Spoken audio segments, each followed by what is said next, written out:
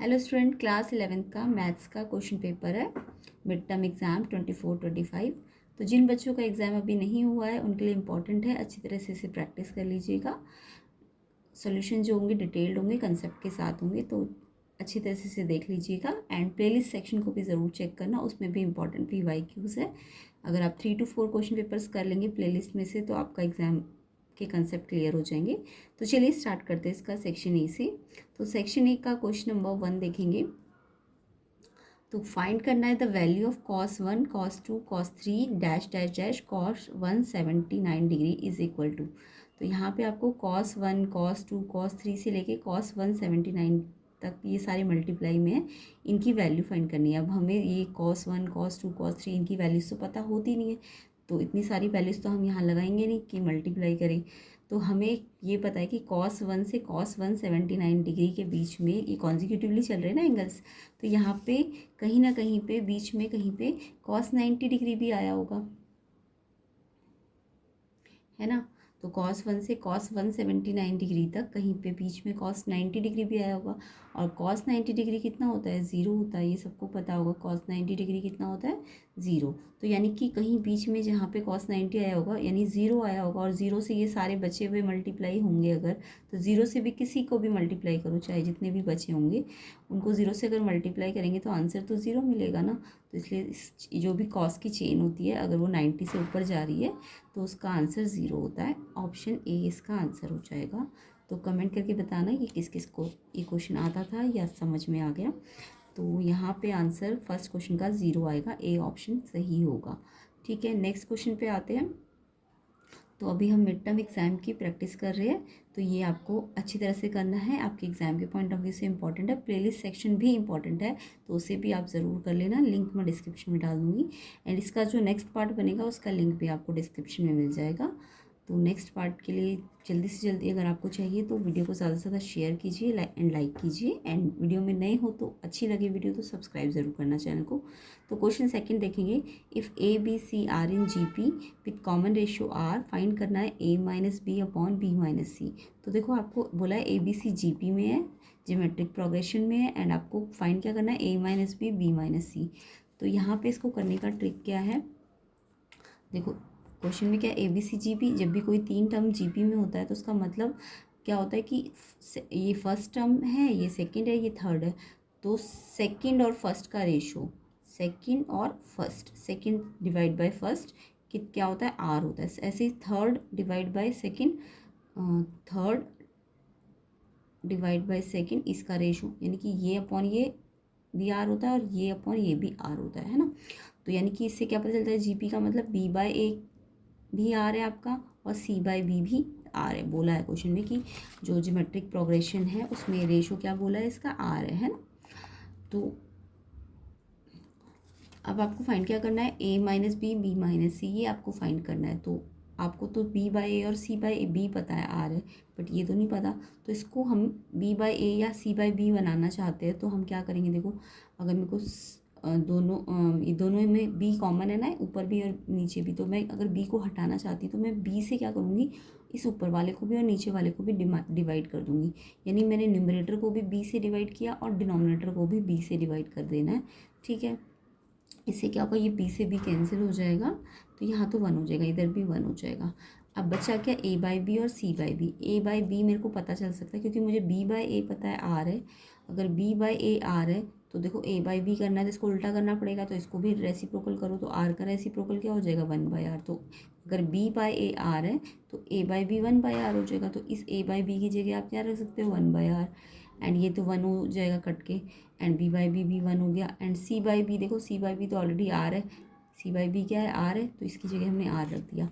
अब ऊपर वाला फ्रैक्शन है तो इसका एलसीएम ले लो, R और 1 का एलसीएम R आएगा, और यहाँ R और 1 अलग अलग है तो ये 1 तो यहाँ मल्टीप्लाई होगा तो 1 आएगा, और R यहाँ मल्टीप्लाई होगा तो 1 आता है ना। फ्रैक्शन का एलसीएम लोगे तो R आएगा, ये R यहाँ मल्टीप्लाई हो जाएगा और ये 1 यहाँ मल्टीप्लाई हो जाएगा। ठीक है, तो ये आ गया 1-r/r और नीचे 1-r है। और देखो नीचे वाला फ्रैक्शन क्या हो रहा है, डिवाइड हो रहा है ना, ये इसके नीचे 1-r/1 है, तो ये रेसिप्रोकल हो जाता है। तो इसका जो 1 है वो तो ऊपर चला गया और ये 1-r नीचे आ गया। तो कोई भी फ्रैक्शन से फ्रैक्शन अगर डिवाइड हो रहा हो तो नीचे वाला फ्रैक्शन रेसिप्रोकल होता है। तो इसके नीचे 1 है तो 1 ऊपर आ जाएगा और ये 1-r सामने आ जाएगा। तो ये से पूरा पूरा कट गया। देखो 1-r से 1-r, तो आपका ऊपर क्या बचा 1 और अपॉन में r, तो 1/r इसका आंसर है। 1/r आपको देखो कौन से ऑप्शन में गिवन है, तो 1/r आपका ए ऑप्शन है, तो इसका आंसर ए ऑप्शन आएगा 1/r। तो इस तरीके से हमें ये ट्रिक लगानी है। समझ आ गया? तो आपको पता है बी दोनों में आ रहा था ना, इसलिए मैंने बी को हटाने के लिए बी से न्यूमरेटर और डिनोमिनेटर को डिवाइड किया है। अगर दोनों में सी आ रहा होता तो आप सी से डिवाइड कर देना। तो इस टाइप से इस क्वेश्चन की ट्रिक चलती है। तो इसका आंसर ऑप्शन ए आएगा। तो वीडियो को ज़्यादा से ज़्यादा शेयर करो। कंसेप्ट क्लियर करने हैं तो प्लेलिस्ट सेक्शन को ज़रूर चेक कर लेना, मिड टर्म के लिए भी एंड फाइनल एग्जाम के लिए भी। बहुत इंपॉर्टेंट PYQs है उसमें। अगर आप 3 to 4 क्वेश्चन पेपर्स कर लोगे उसमें से, मिड टर्म की भी है, फाइनल एग्जाम की भी है, तो अगर कर लोगे तो आपके कंसेप्ट क्लियर हो जाएंगे और आप क्वेश्चन कुछ भी आए अटैम्प्ट कर सकते हो। ठीक है, तो अच्छी तरह से उससे प्रैक्टिस कर लेना। लिंक डिस्क्रिप्शन में है। थर्ड क्वेश्चन देखते हैं। थर्ड है आपका, if the value of cos 36 given है √5 + 1/4। आपको cos 36 की वैल्यू दी हुई है √5 + 1/4 और आपको cos² 48 - sin² 12 की वैल्यू फाइंड करनी है। ये वैल्यू आपको फाइंड करनी है। तो यहाँ पे मेरे को एक आइडेंटिटी लगानी है cos² 48 - sin² 12 के लिए। तो आपको गिवन क्या है, देखो क्वेश्चन में cos 36 गिवन है √5 + 1/4, ये आपको गिवन है, ये फाइंड करना है। ठीक है, तो मेरे को cos² A - sin² B की आइडेंटिटी आनी चाहिए। तो देखो आइडेंटिटी क्या है,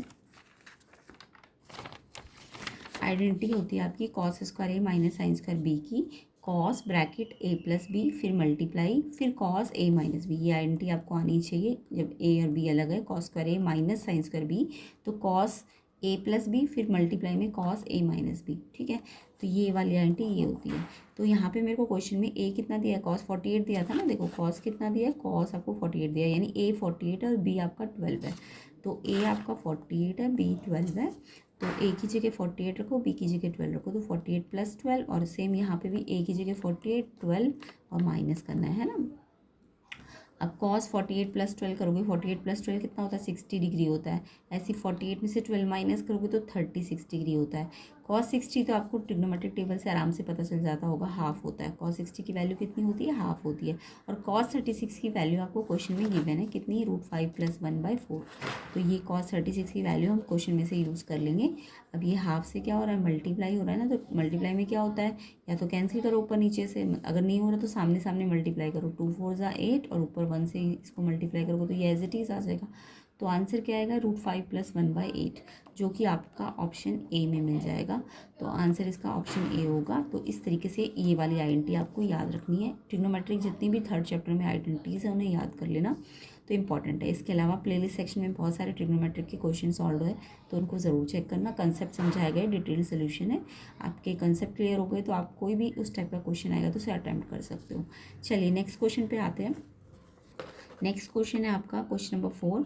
the length of a rectangle is 3 times its the breadth, minimum perimeter of the rectangle 160 centimetre. Then आपको चॉइस दी है, ब्रेथ जो है ग्रेटर देन 20 आएगी, लेंथ लेस देन 20 आएगी, breadth greater than and equal to 20 आएगी, कि length less than and equal to 20 centimetre.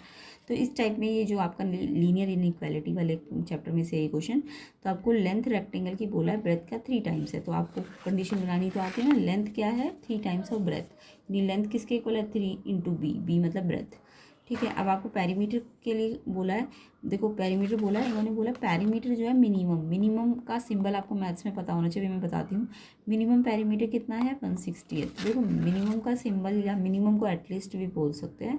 तो एटलीस्ट का सिंबल ऐसा होता है, देखो इसका सिंबल होता है, एटलीस्ट को हम बोलते हैं ग्रेटर और इक्वल, यानी कि या तो ये बड़ा है या इक्वल है। तो ये मिनिमम का सिंबल आपको याद रखना है, एटलीस्ट या मिनिमम बात एक ही होती है। इसका मतलब होता है पेरीमीटर ग्रेटर या फिर इक्वल है। ठीक है, तो पेरीमीटर आपका फॉर्मूला लगाना आता है आपको 2 ब्रैकेट L + B। L के प्लेस में आप क्या रख दोगे 3B, है ना। L कितना है 3B एंड प्लस का B, एंड ये पेरीमीटर जो है greater than and equal to 160 है। मिनिमम बोला है ना, तो ग्रेटर देन या इक्वल टू 160। अगर मिनिमम की जगह मैक्सिमम बोलते, अगर मैक्सिमम बोले या फिर एट मोस्ट बोले तो उसका सिंबल फिर ऐसा होता है, ये याद रखना। ठीक है, अब ये आपका greater than and equal to का सिंबल पेरीमीटर इससे बड़ा होना चाहिए, है ना। तो यहाँ पे सॉल्व कर लो, 3b और 1b 4b हो जाएगा एंड 2 से मल्टीप्लाई है, 2 4 जा 8, 8 यहाँ मल्टीप्लाई हो रहा है तो उधर जाके डिवाइड हो जाएगा। तो b की वैल्यू देखो greater than and equal to 20 आएगी। तो ये ऑप्शन आपका ऑप्शन सी है, b greater than and equal to 20। तो ये सिंबल याद रखना है मिनिमम का, ठीक है। तो यहाँ पे आपका क्वेश्चन नंबर 4 का आंसर सी ऑप्शन हो जाएगा, ठीक है। C option, breadth greater than and equal to 20 centimetre. I hope सबको ये क्वेश्चन समझ आ गया होगा। कमेंट करके मुझे ज़रूर बताना किस किस को ये क्वेश्चन समझ आ गया है। नेक्स्ट क्वेश्चन नंबर 5 देखेंगे। The number of ways in which a group of 11 boys can be divided into 2 groups of 6 and 5 boys each in.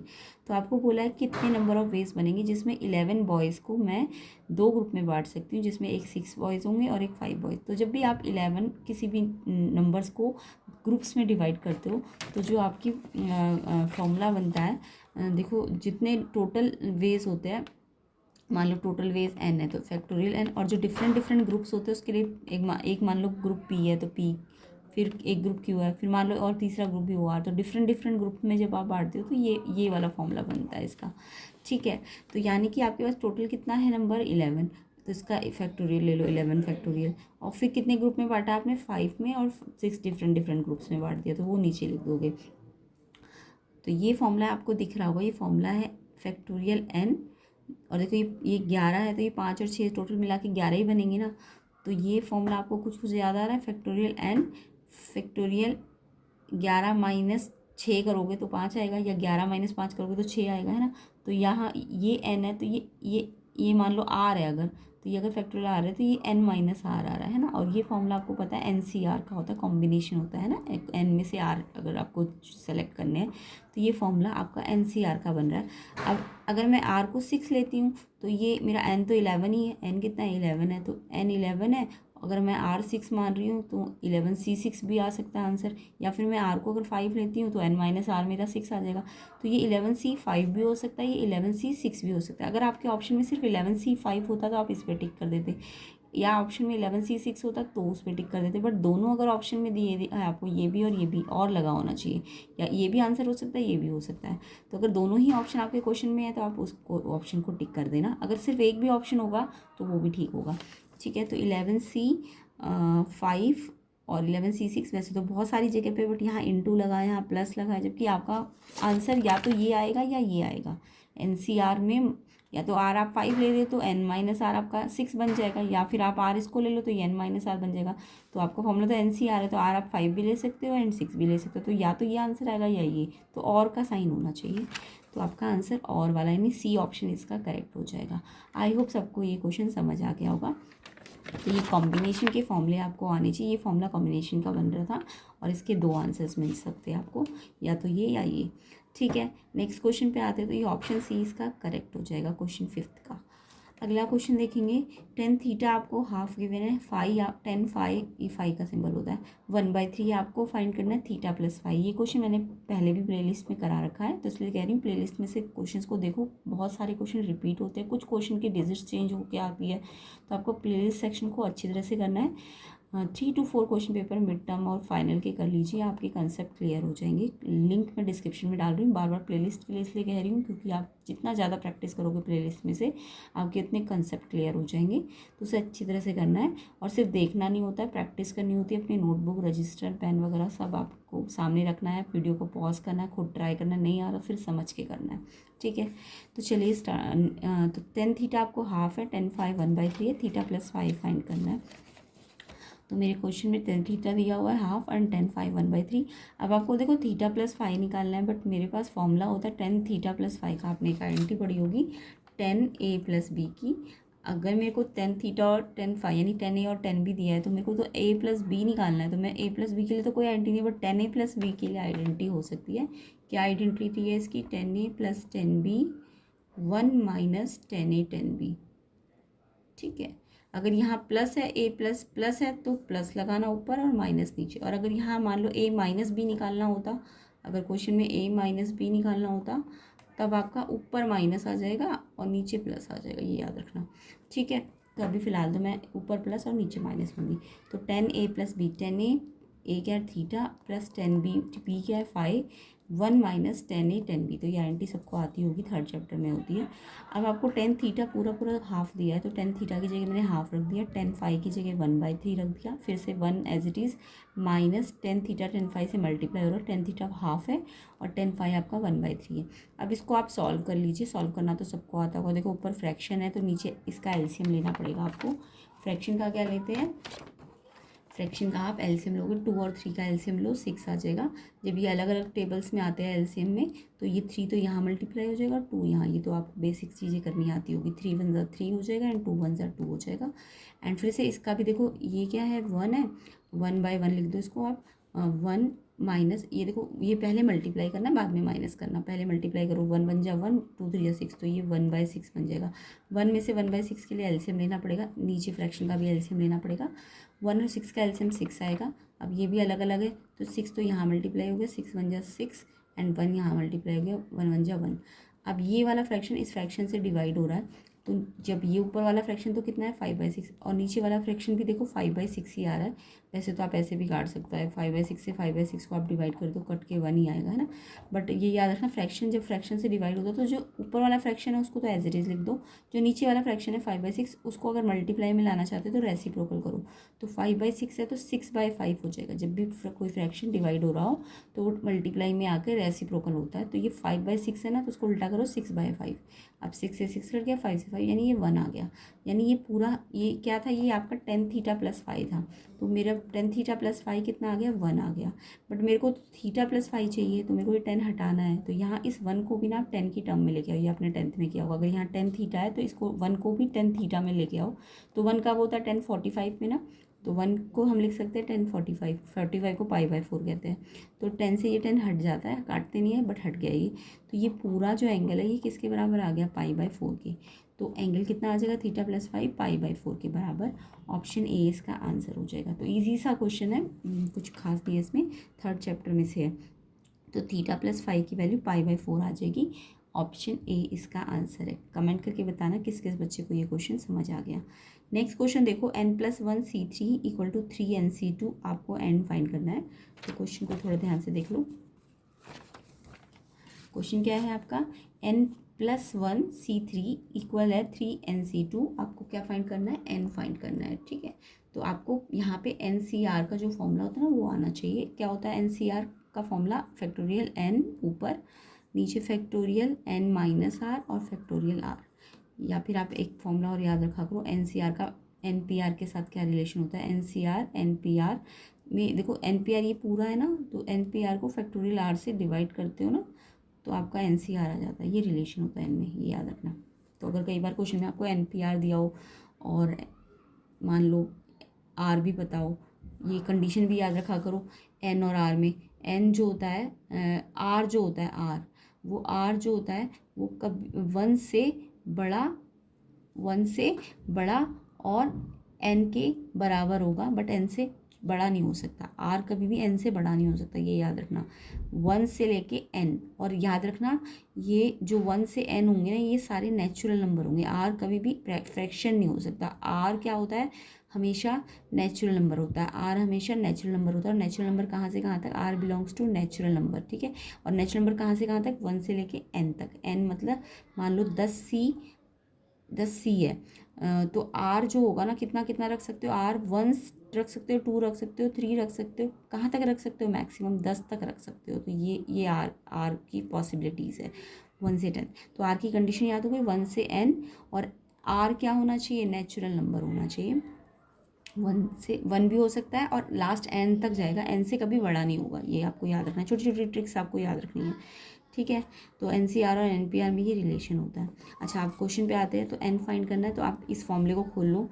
कैसे खोलोगे, ऊपर n की जगह हमने n+1 दे दिया, तो हम क्या करते हैं, ऊपर वाला का फैक्टोरियल, फिर नीचे वाले का फैक्टोरियल, और फिर ऊपर में से नीचे वाले को माइनस करने का फैक्टोरियल, ये फॉर्मूला लगाना है आपको। तो पहले ऊपर वाले का फैक्टोरियल करो, n+1 का फैक्टोरियल, फिर 3 का फैक्टोरियल करो, फिर इसमें से इसको माइनस करो, n+1 में से 3 माइनस करो और उसका फैक्टोरियल। सेम ऐसे ही 3, ये 3 तो बाहर है तो ये 3 को तो ऐसे ही रहने दो। इस NC2 फिर से NCR का फॉर्मूला लगाओ, ऊपर वाले का फैक्टोरियल, n का फैक्टोरियल, 2 का फैक्टोरियल, और n में से 2 को माइनस करो, उसका फैक्टोरियल। अब आपको पता है ना, कोई भी मान लो एक जगह पे फैक्टोरियल 6 और एक जगह पे फैक्टोरियल 5 है, तो 6 बड़ा फैक्टोरियल है कि 5? 6 बड़ा फैक्टोरियल होता है, तो बड़े फैक्टोरियल को हमेशा छोटे फैक्टोरियल में चेंज करते हैं। तो 6 फैक्टोरियल का मतलब होता है 6 × 5 × 4, कब तक लेके जाते हैं? 3 2 1 तक। या फिर आप ऐसे भी कर सकते हो, 6 फैक्टोरियल का मतलब मैंने बताया 6 5 4 3 2 1। या फिर आप ऐसे भी कर सकते हो, फैक्टोरियल 6 को पूरा 1 तक ना ले जाके फैक्टोरियल 5 पे रोक दो। समझ आया? तो फैक्टोरियल 6 को आप लिख सकते हो 6 फैक्टोरियल 5। या फिर कहीं आपको यहाँ फैक्टोरियल 4 दिया होता तो आप 6 फैक्टोरियल को कैसे लिख सकते थे? 6 फैक्टोरियल को आप 6 × 5 फैक्टोरियल 4 पे ब्रेक कर दो उसको। तो ऐसे करके आप इसे ब्रेक कर सकते हो। तो आपको दिख रहा है ये n+1 बड़ा फैक्टोरियल है और n छोटा फैक्टोरियल है। तो n+1 को जब मैं कम करती जाऊँगी, देखो इसको मैंने कम किया ना, 6 को मैंने 5 एक एक कम किया है, तो ऐसे इसको भी आप कम करोगे तो ये n फैक्टोरियल आ जाएगा। तो n+1 में से जब 1 माइनस करोगे तो 1 से 1 कट गया तो n फैक्टोरियल आ जाएगा ना। तो आप इसे कैसे एक्सपेंड कर सकते हो?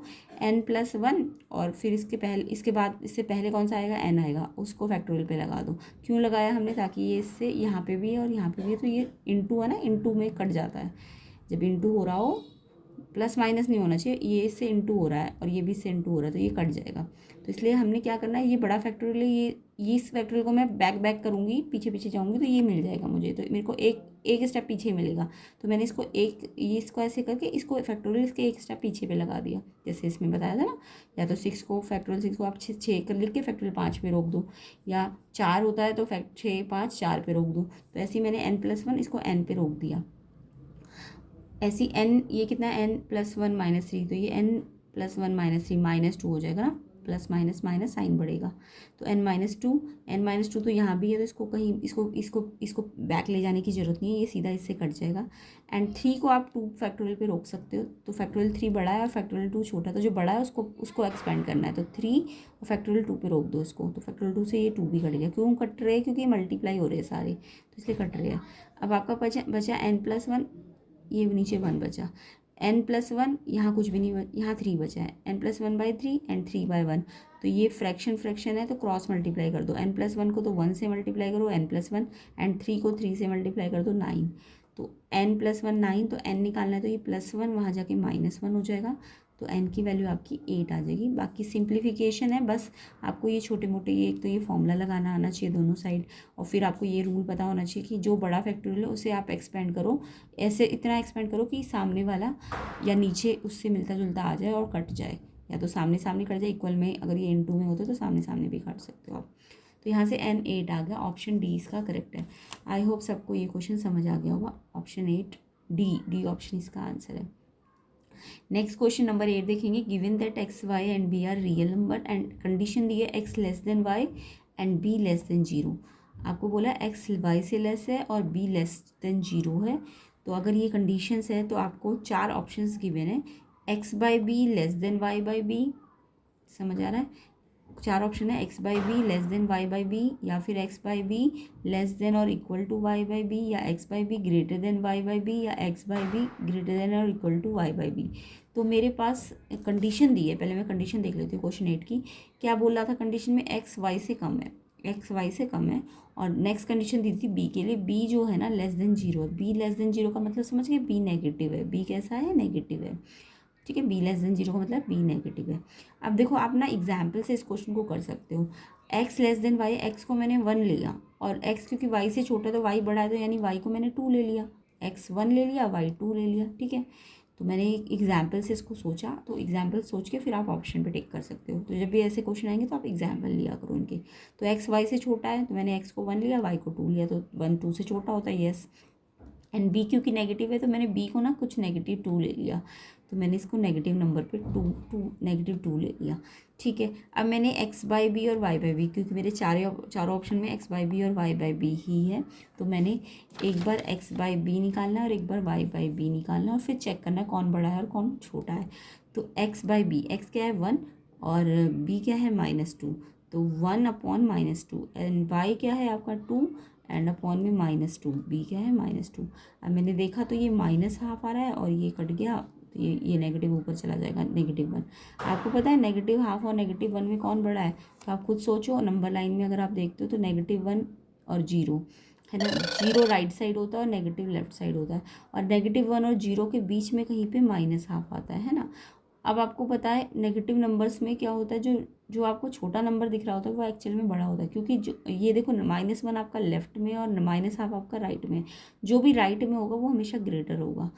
ये -1 लेफ्ट में और -1/2 राइट पे है, तो राइट वाला बड़ा होता है हमेशा, तो नेगेटिव में जो छोटा दिखता है वो बड़ा होता है, तो यानी ये बड़ा है आपका और ये छोटा है। तो यानी कि आपको दिख रहा है ये बड़ा है और ये छोटा है, तो और इक्वल तो कहीं भी नहीं है, इक्वल तो हो ही नहीं सकता -1/2 -1 के, तो ये सिर्फ बड़े का सिंबल देखो, तो x/b जो है ना ग्रेटर देन है y/b। तो इस क्वेश्चन को आपको ऐसे एग्जाम्पल बना बना के करना है, तो सिर्फ ग्रेटर देन वाला साइन देखो, x/b ग्रेटर देन y/b, ये आपका इसमें है, सी ऑप्शन इसका करेक्ट हो जाएगा। तो ऑप्शन सी इसका आंसर है। आई होप सबको इस टाइप का क्वेश्चन समझ आ गया होगा। प्लेलिस्ट में भी ऐसे टाइप के क्वेश्चन है, उसको ज़रूर चेक करना। तो ऑप्शन सी इसका आंसर हो जाएगा क्वेश्चन 8 का। नेक्स्ट क्वेश्चन पे आते हैं। नेक्स्ट क्वेश्चन भी अच्छा है, ये ट्रिक से होगा। f(x) आपको दिया है cos² x plus sec² x, तो आपको बोला गया है कि जो फंक्शन है पूरा, ये जो फंक्शन है cos² प्लस sec² x, इसका एक्चुअल में इन्होंने इसका रेंज बोला है। इसका आंसर f(x) मतलब रेंज ही होता है ना, तो इसकी रेंज पूछी एक तरह से आपको, cos² x plus sec² x की रेंज क्या आएगी। तो इन्होंने बोला f(x) जो है वो greater than and equal to 2 आ सकता है, या लेस देन 1 आ सकता है, या 1 आ सकता है, या 1 से 2 के बीच में आएगा। f(x) का मतलब समझते हो ना, x आपका डोमेन होता है और f(x) आपकी रेंज होती है। एक्चुअल में ये रेंज पूछना चाह रहे हैं इसकी cos² प्लस sec² x की। अब इस क्वेश्चन को करने का ना एक ट्रिक होता है, बाकी और भी मैंने रेंज वाले क्वेश्चन ट्रिक में सिखा रखे हैं प्लेलिस्ट सेक्शन में, तो उसको ज़रा चेक कर लेना। तो क्वेश्चन 9 में आपको cos² प्लस sec² फंक्शन है। फंक्शन का मतलब ही रेंज होता है, जब फंक्शन निकालना हो ना पूरा ही उसको रेंज कहते हैं, बट x निकालना हो तो वो डोमेन होता है। तो मेरे को f(x) निकालना है एक्चुअल में। तो यहाँ पे इस क्वेश्चन को करने की ट्रिक क्या है, देखो आपको पता है cos और sec एक दूसरे के क्या होते हैं, रेसिप्रोकल होते हैं, ये तो सबको पता होगा। cos x 1/sec x होता है, या फिर मैं कह सकती हूँ ये sec x अगर यहाँ चला गया डिवाइड है तो यहाँ जाके मल्टीप्लाई हो गया, तो इन cos x और sec x आपस में अगर एक दूसरे के रेसिप्रोकल आपस में आएंगे तो वो 1 होंगे। cos x और sec x कितना होगा 1, यानी कि अगर मैं इसको a मान रही हूँ, cos x sec x 1 है, तो इनके स्क्वायर भी तो क्या होंगे, cos² x और sec² x के स्क्वायर भी तो 1 ही होंगे, है ना। अगर ये 1 है तो 1 का स्क्वायर 1 होता है, तो इनका स्क्वायर भी 1 होगा। तो ये cos² x को a मान लो, sec² x को b मान लो, तो जो cos² sec² का इंटू होता है ना वो 1 होता है। तो यहाँ पे मेरे को एक ट्रिक लगानी है इस टाइप के क्वेश्चन में, जब भी आपको दिखे ना दो रेसिप्रोकल्स के स्क्वायर्स प्लस हो रहे हैं, दो रेसिप्रोकल्स के स्क्वायर्स अगर प्लस हो रहे हैं, तो उसके लिए अगर रेंज निकालनी हो तो ये ट्रिक लगा देना। आपको पता है किसी भी टर्म, कोई भी नंबर्स का, दो नंबर अगर a और b, उनका एरिथमेटिक मीन जो होता है ना हमेशा उनके ज्योमेट्रिक मीन से बड़ा होता है। एरिथमेटिक मीन और ज्योमेट्रिक मीन सबको आते होंगे। तो ज्योमेट्रिक मीन कैसे आता है, जो जीपी वाला क्वेश्चन किया था आपने जीएम, जो अगर दो नंबर उनका ज्योमेट्रिक मीन क्या होगा, ए बी का रूट, और अरिथमेटिक मीन क्या होगा उनका एवरेज, ए और बी का एवरेज, a + b/2। तो अरिथमेटिक मीन ना हमेशा ज़्यादा आता है ज्योमेट्रिक मीन से। तो ज्योमेट्रिक मीन मतलब ये जो आया मेरा AB1, वो cos² sec² का जो रूट था वो कितना था, 1 था, तो मैंने इसको यूज़ कर लेना यहाँ पे। Root cos² x sec² x कितना होता है, 1 होता है। ये 1 होता है ना cos² प्लस cos² sec², तो √1 तो 1 ही होगा, है ना। अच्छा a क्या है, मैंने कहा आपको cos², b क्या है sec², तो मैंने a की जगह cos² x, b की जगह sec² x प्लस, क्योंकि मुझे प्लस में भी चाहिए, और मल्टीप्लाई में मैंने इनका एक रिलेशन निकाला, ये 1 आएगा, तो मेरे को ये प्लस में चाहिए एक्चुअल में। तो ये मेरा फंक्शन है ना, और ये ग्रेटर देन इस ज्योमेट्रिक मीन से। और ज्योमेट्रिक मीन का आंसर देखो अभी बताया मैंने आपको कितना है, ये रूट cos² sec² अगर 1 है तो उनका रूट भी तो 1 ही आएगा, है ना। इसको आप 1 लिख सकते हो, या फिर आप इसको रूट से बाहर निकाल लो। ये cos² एक स्क्वायर में है ना, cos² x है, तो इस स्क्वायर में जब भी कोई हो तो रूट से एक नंबर बाहर आ जाता है, तो cos² है तो एक x बाहर आ जाएगा, sec² है तो sec एक बार बाहर आ जाएगा। तो इसका आंसर कितना आया था आपका, cos x sec x का आंसर 1 आया था, है ना। तो इसकी जगह तो हमने 1 रख दिया, और ये मेरा फंक्शन ही तो है, ये आपको फंक्शन ही तो दिया हुआ था f(x), तो इसकी जगह आपने f(x) लिख दिया, और अपॉन में क्या है 2, and greater than equal to 1, इसकी वैल्यू 1 है। अब f(x) निकालना है ना आपको, तो ये 2 यहाँ डिवाइड में है तो क्रॉस मल्टीप्लाई कर दो, तो 2 को वहाँ भेज दो, तो f(x) जो होगा greater than and equal to 2 आ जाएगा। तो ये वाला इसका रेंज आ जाएगा, यानी कि ये जो भी इसकी रेंज होगी इस वाले की, वो क्या होगी, 2 या 2 से बड़ी, यानी 2, या अगर नंबर लाइन में लिखा तो 2 इंक्लूडेड है इसमें। अगर इसे मैं ओपन इंटरवल वाइज लिखूँ तो 2 के इक्वल है ना, तो 2 पे क्लोज ब्रैकेट लगाओ और इन्फिनिटी तक है, ये इसका आंसर है, 2 से इन्फिनिटी। तो ये 2 से इन्फिनिटी यानी 2 इंक्लूडेड है, तो इसको डार्क कर दो और इंक्लूडेड इन्फिनिटी तक जाएगा ये, है ना। ये नंबर लाइन पे ऐसे दिखा सकते हो, ऐसे ऐसे तीनों टाइप से इसको आप बता सकते हो। तो ये इसका रेंज है। तो जब भी आपको दिखे ना दो ट्रिग्नोमेट्रिक जो एक दूसरे के रेसिप्रोकल्स है, उनका स्क्वायर और उनका प्लस अगर आ जाए तो आपको इसी ट्रिक से करना है उसको। समझ आ गया। तो ये आपका 2 से क्या आएगा, ग्रेटर देन आएगा। तो ये ऑप्शन कौन सा है, ठीक, ऑप्शन आपका ए ऑप्शन इसका करेक्ट आंसर हो जाएगा। ऑप्शन ए इसका आंसर है। आई होप सबको ये क्वेश्चन अच्छी तरह से समझ आ गया होगा। चलिए नेक्स्ट देखते हैं 10th question. There are 3 different rings to be worn in 4 fingers with at most 1 in each finger, find the number of ways in which it can be done.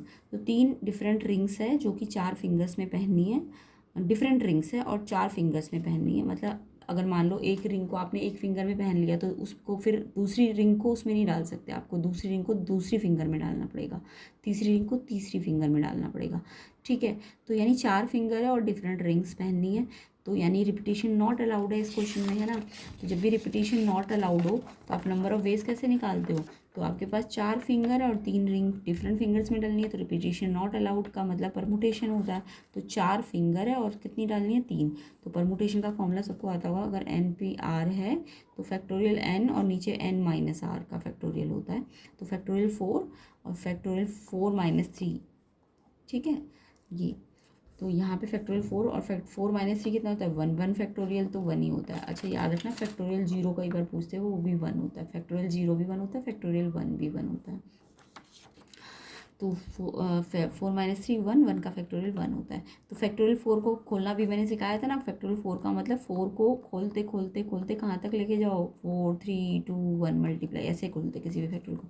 या फिर अगर आपको दिख रहा है 4 कहीं पे फैक्टोरियल 3 लिखा है तो आप 4 को फैक्टोरियल 3 पे भी रोक सकते हो, या 4 को 3 फैक्टोरियल 2 पे भी रोक सकते हो। तो इसको हम चारों तरीके से लिख सकते हैं। तो अभी मैं फ़िलहाल इस तरीके से लिखूँगी क्योंकि नीचे कोई और फैक्टोरियल नहीं है ना, तो इसलिए इसको पूरा ही खोल दो। 4 3 2 1, 4 3 12, 2 जा 24, 24 इसका आंसर है।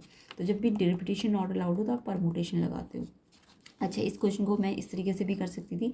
फर्स्ट रिंग पहनने के जो वेज है वो देखो, फर्स्ट रिंग कितनी फिंगर्स थी, 4। तो एक पहली रिंग आप इसमें या इसमें चारों में से किसी में भी पहन सकते हो। तो यानी पहली रिंग को तो आप 4 तरीके से पहन सकते हो। अब क्योंकि पहली रिंग मान लो आपने इस फिंगर में पहन ली तो बची कितनी, 3 ही फिंगर बची ना। तो जो सेकंड रिंग होगी वो 3 तरीके से पहनी जा सकती है, और जो थर्ड रिंग होगी वो उनके लिए 2 फिंगर्स बचेंगी, तो 2 तरीके से। अब रिंग तो ख़त्म हो गई है ना, तो यानी कि ये सारे तरीके आ जाएंगे। तो ये सारे तरीके हैं तो इसलिए इंटू लगाना है, 4 × 3 × 2 24 वेज आ जाएंगे। तो इस तरीके से भी आप इस क्वेश्चन को कर सकते थे।